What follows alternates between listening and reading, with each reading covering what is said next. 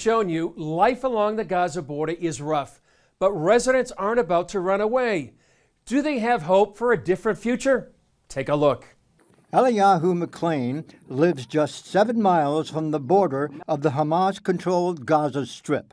He gives the Gaza border reality tour and told me about the most recent challenges facing residents there. What construction is going on here now? So Israel is in the process of building across the 45-kilometer border from the northern Gaza all the way to the Egyptian border, an underground barrier.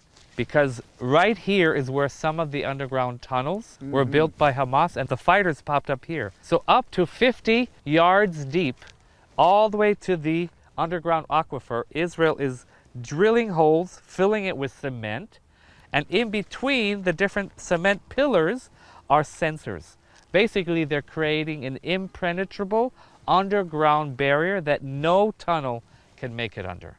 The most recent border disruptions for more than a year include massive violent protests and fire kites or balloons. This is one of the kites that that was sent over the border from Gaza. You can see on the edge, it's a kerosene piece of cloth that they lit on fire. If you look closely, you see the Arabic writing.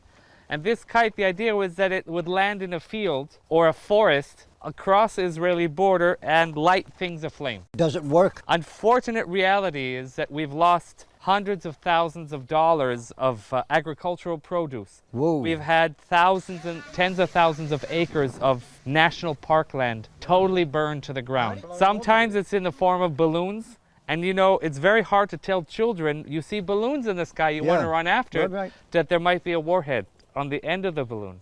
The idea is that we, on this side, are going to send kites back with a message of peace. That we in Israel didn't come to displace you from a country called Palestine. We came back home to the Holy Land, not to be in a constant war with our neighbors, but to live in peace with our neighbors. Good overcomes evil. Good overcomes evil. Light overcomes darkness. Our final stop was one of the fields burned by a kite or balloon just 2 weeks earlier. It's a statement of desperation that the people there are suffering under a leadership that's squelching freedom on the other side of the border. So it's in some essence also a message of cry for help and a desperation. Are you hopeful? Ultimately, out of the ashes comes a new life. Shir Hadash, Ruach Hadash, a new spirit will emerge.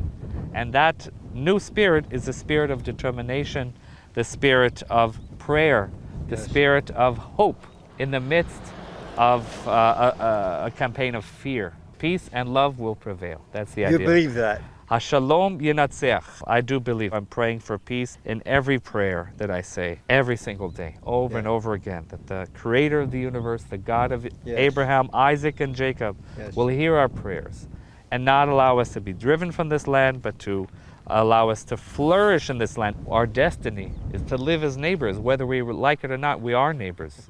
So we want the elements of hope and democracy and equality and dignity to prevail, and not fear and hatred and separation. Alpha.